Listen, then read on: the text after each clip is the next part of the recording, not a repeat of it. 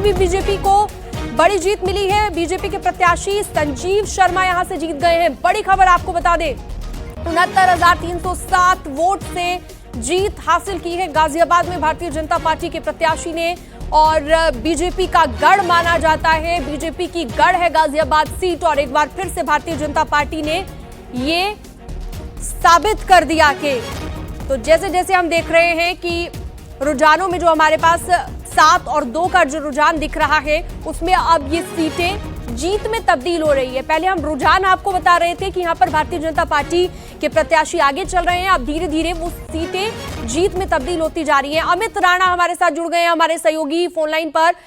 अमित, संजीव शर्मा जीत गए हैं 69,307 वोट से। एक बार बीजेपी ने फिर से साबित कर दिया कि बीजेपी का गढ़ है गाजियाबाद सीट।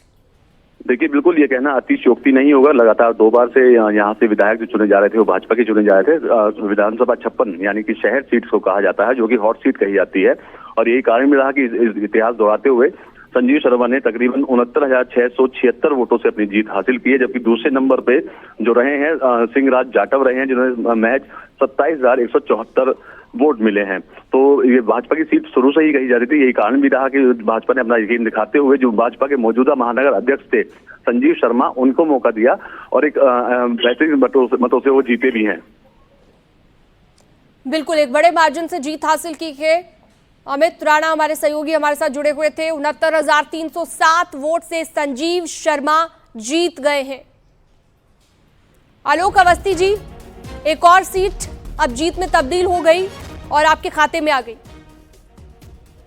आप ये देखिए कि भारतीय जनता पार्टी के शासन में जो चुनाव हो रहे हैं निष्पक्षता से हो रहे हैं। चुनाव आयोग ने निष्पक्षता से चुनाव कराए हैं। लेकिन राकेश जी तो निष्पक्षता को लेकर ही सवाल उठा रहे हैं। उनका सवाल आज का मेन जो उनकी तरफ से कंक्लूजन है सभी बातों का, कि निष्पक्षता से चुनाव नहीं हुआ। देखिए, वो अभी आपके जो तीसरे पैनलिस्ट हैं उन्होंने बता दिया है कि पिज्जा और डिब्बा और उसके बाद स्लाइस की बात वो उन्होंने राजनीति का एक उन्होंने समाजवादी पार्टी ने चुन रखा है। मैं पूछना चाहता हूँ उनको, वो कहते हैं कि समाजवादी पार्टी के बहुत बड़ा जनमत है, तो 2012 में सत्ता में आने के बाद अखिलेश यादव 2014 में साफ क्यों हो गए, 5 सीटों में लोकसभा की क्यों सिमट गए। तो उसके बाद 2017 में जब विधानसभा का चुनाव हुआ तो बहुत यही बहुमत बीजेपी को कैसे मिल गया, उनकी सरकार में चुनाव हुआ। तो यानी कि अपरिपक्व नेता अखिलेश यादव एक तरीके से अराजकता को बढ़ावा देने वाले नेता और गुंडागर्दी को बढ़ावा देने वाले नेता के रूप में स्टैब्लिश हुए हैं।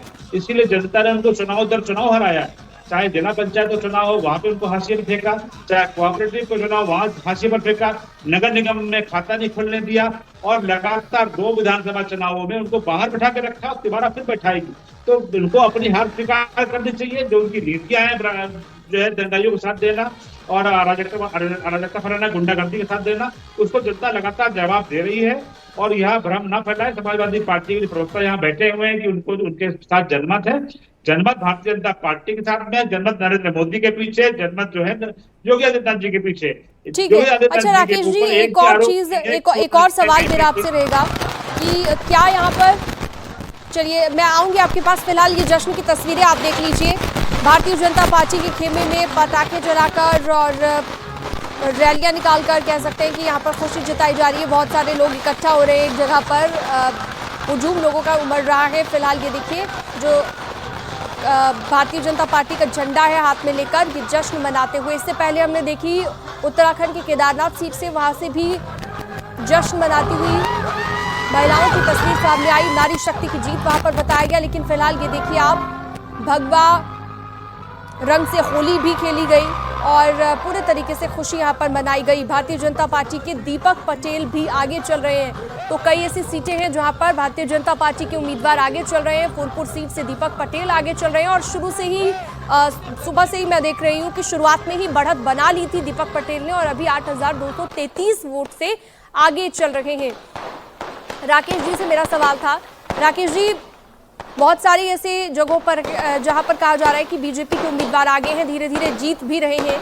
ऐसे में जो मैंने थोड़ी देर पहले आपसे सवाल किया था कि कहीं चिंतन मंथन किया जाएगा या फिर नहीं, और समाजवादी पार्टी की जो बढ़ी हुई सीटें थी लोकसभा चुनाव में, कहीं वो ओवर कॉन्फिडेंस तो वजह नहीं बन गया कि इस बार उतना बढ़िया प्रदर्शन नहीं हो पाया जितना आपने किया था लोकसभा चुनाव में? देखिए, जब 20 तारीख को वोटिंग हो रही थी उत्तर प्रदेश में बाई इलेक्शन में, तभी हमें अंदेशा हो गया था कि ये शासन प्रशासन चुनाव लड़ रहा है। इसमें कोई दो मत नहीं है। ये हमारे लोगों को, देश की जनता को, प्रदेश की जनता को जहाँ जहाँ बाई इलेक्शन हो रहे हैं उनको ये वोट डालने से रोकेंगे, और इसमें कोई संदेह भी नहीं था। राष्ट्रीय अध्यक्ष जी ने प्रेस कॉन्फ्रेंस करके अवगत कराया। आपने रिवॉल्वर वाली फोटो देखी हैं, आपने पत्थर मारने वालों की फोटो देखी है। लेकिन उस पर तो आरोप ये लग रहे हैं कि अखिलेश यादव कहीं से लेकर आए वो एडिटेड फोटो।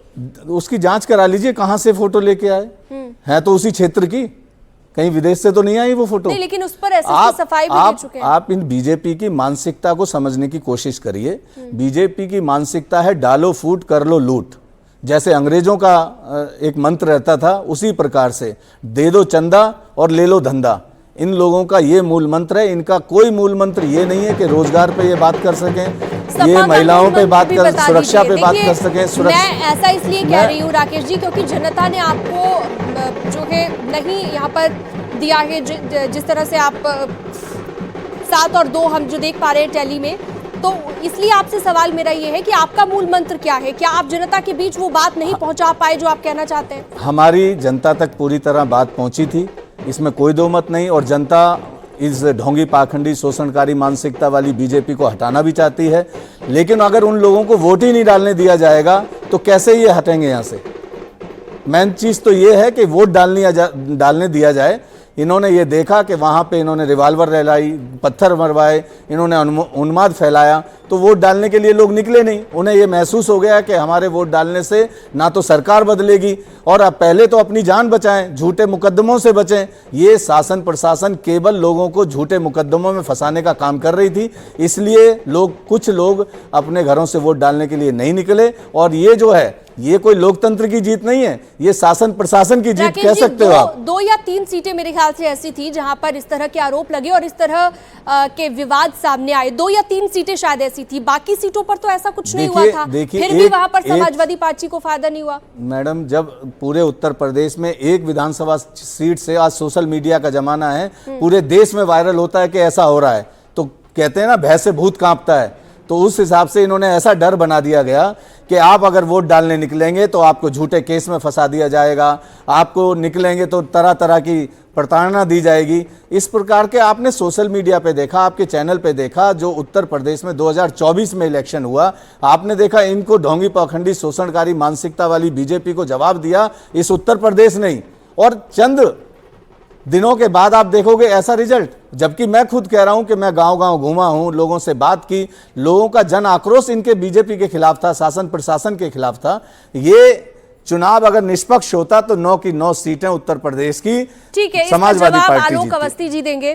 आलोक जी, सीधे कहा जा रहा है कि देखिए प्रशासन ने साथ नहीं दिया, या फिर कहें कि प्रशासन यहाँ पर निष्पक्ष नहीं था, और इसी को सीधा रीजन अपनी हार का बता रहे हैं राकेश जी। मैं कह तो रहा हूँ कि मैं इसका उदाहरण दे रहा हूँ, ढोंगी और पाखंडी बता रहे हैं, यानी कि जनता के जनादेश का अपमान कर रहे हैं। और जनता अगर ढोंगी पाखंडी है तो उसने आपके साथ सही किया है कि आप जो है, आप उस लायक नहीं है कि आपको वोट दिया जाए। मैं पूछना चाहता हूँ कि 2014 में तो आपकी सत्ता थी, आपका मुख्यमंत्री था अखिलेश यादव, तो 75 सीटें भाजपा कैसे जीत गई थी? और मैं पूछना चाहता हूँ 2017 में तो आपके शासनकाल में चुनाव हुआ था, तो जो है उस समय भारतीय जनता पार्टी जो है 2/3 बहुमत से कैसे जीत गई? अपने नकारे नेतृत्व को देखिए, जो कि वो जनता के बीच में भरोसा नहीं पैदा कर पा रहा है। भ्रष्टाचार के आरोप लगे, आतंकवादियों का समर्थन देने के आरोप लगे, दंगाइयों के साथ खड़े होने के आरोप लगे, बलात्कारियों को बचाने के आरोप लगे, तो अखिलेश यादव इन सारे आरोपों के पे सफाई नहीं पेश कर पाए। जनता उनको लगातार हरा रही है, जनता के जनादेश का वो अपमान कर रहे हैं, आज भी ढोंगी और पाखंडी वाली बात कर रहे हैं। मुझे लगता है कि समाजवादी पार्टी को सबक नहीं मिला है, और मुझे लगता है विपक्ष में बैठने के ही लायक है, क्योंकि वो जनता पे भरोसा खो चुके हैं। आप ढोंगी पाखंडी कर रहे हैं। चलिए, ये आरोप प्रत्यारोप देखिए चलते रहेंगे, और ये हारने वाले चुनाव करा के देख लीजिए, जनता आपके खिलाफ है। आप अगर जनता को वोट ही नहीं डालने देंगे तो आपको निष्पक्ष चुनाव कैसे होगा? आप ये कहना बड़ा आसान है, ये कहना बड़ा आसान है। आप निष्पक्ष चुनाव करा के देखते ना, क्यों आपने शासन प्रशासन को आगे कर दिया? लोकसभा के चुनाव पॉलिटिकल पार्टियों में चुनाव होने दीजिए, आपको जवाब मिलेगा। जैसा आपको जवाब मिला ना उत्तर प्रदेश 2024 के लोकसभा में, ऐसा ही जवाब आपको जनता पूरे 2027 के चुनाव में आपको जवाब देगी। निकले उसके बाद उसको जनता को जाना चाहिए, और हारने के बाद आप ढोंगी और पाखंडी जनता को बता रहे हैं, इससे बड़ा तो अपमान। ये जनता का अपमान आपने किया है। अगर आपने मुद्दों पे चुनाव लड़ा होता, जैसे कि आपने हाथरस की घटना, महिलाओं को आपने मान सम्मान दिया है, आपने मनीषा वाल्मीकि के साथ क्या किया, आपने पिंकी लोधी के साथ क्या किया, आपने गोल्ड मेडलिस्ट पहलवानों के साथ किया, आपने किसानों के साथ क्या किया। 1000 किसान आप ही के शासन प्रशासन में शहीद हो गए, आज तक उनको न्याय नहीं मिला। आज भी किसान धरने प्रदर्शन पे बैठा हुआ है और आप किसानों की बात करते हैं। आप नौजवानों की बात करेंगे जिनको रोजगार नहीं दे रहे हैं। आप निंदा करता हूं आपका कि आप जो जनता को ढोंगी और पाखंडी कह रहे हैं, तो सच्चाई है ये। आप केवल डालो कूद कर लो लूट वाला मंत्र अपनाते हैं जो अंग्रेजों ने अपनाया। आप राष्ट्रवाद की बात करेंगे, जो आप तिरंगे को, झंडे को फहराते नहीं थे, आप तिरंगे का अपमान करते थे। आज राष्ट्रवाद की बातें करेंगे आप। बांटने काटने पूछ के देखिए अपने नागपुर, 50 साल तक आपने तिरंगा झंडा नहीं फहराया, आप राष्ट्रवाद की बात करेंगे। दे दिया है, और जब आप अपने साथ हताशा में ढोंगी और पाखंडी जनता को बोलने लगे हैं। चिंता मत करिए, जनता का तो हम सम्मान करते हैं, लेकिन ढोंगी पाखंडी जो देश को और लोगों को बांटने का काम करते हैं उसका विरोध करते हैं। और देखिएगा 2027 में यही जनता आपको धूल चटाएगी। अपने नेता को कहिए कि गुंडागर्दी मत दे। करेल के वहां पे मैनपुरी के अंदर एक दलित बालिका की हत्या कर दी प्रशांत यादव ने, समाजवादी पार्टी का चेहता था। ये झूठे आरोप लगाना छोड़ दीजिए, ये झूठ बोलना आपकी फैक्ट्री है, बीजेपी की फैक्ट्री है झूठ बोलना। केवल झूठ बोलना और झूठ को फैलाना, झूठी नीयत। बलात्कार आपकी नीयत जो है केवल झूठ फैलाना है, विकास करना नहीं है। आपने ना स्वास्थ्य पे कोई काम किया, ना शिक्षा पे कोई काम किया, ना रोजगार पे कोई काम किया। आप अगर चुनाव लड़ते तो ये कटोगे बटोगे का चुनाव नारा नहीं देते आप। को, समाजवादी पार्टी को, बलात्कारियों की पार्टी को जनता कभी सत्ता नहीं देगी। जनता जानती है कि वो योगी आदित्यनाथ तो आपको 2024 में जवाब दिया ना, क्यों नहीं देगी जवाब? 2024 में लोकसभा के इलेक्शन में आपने देखा ना, इसी जनता ने आपको जवाब दिया। आपका अहंकार, आपका ये हिटलरशाही जो रवैया है, इसको जनता देख रही है। एक है तो कैसे आप जलेबी की तरह बातें घुमा लेते हैं, ये देश की जनता देख रही है। जलेबी की बातें करना शुरू कर दिया आपने तो राकेश जी। और यहाँ पर देखिए, पहले भी हमने देखा था कांग्रेस ने खूब जलेबी बनवाई थी और उसके बाद हमने देखा था क्या हुआ था।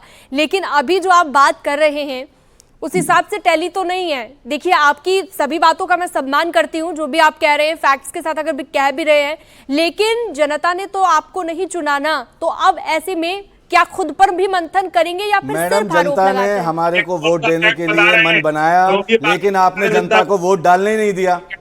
जनता का तो हम सम्मान करते हैं, जनता ने ही हमें इंडिया गठबंधन को 43 लोकसभा सीटें दी के नहीं दी, इनको अयोध्या में हराया।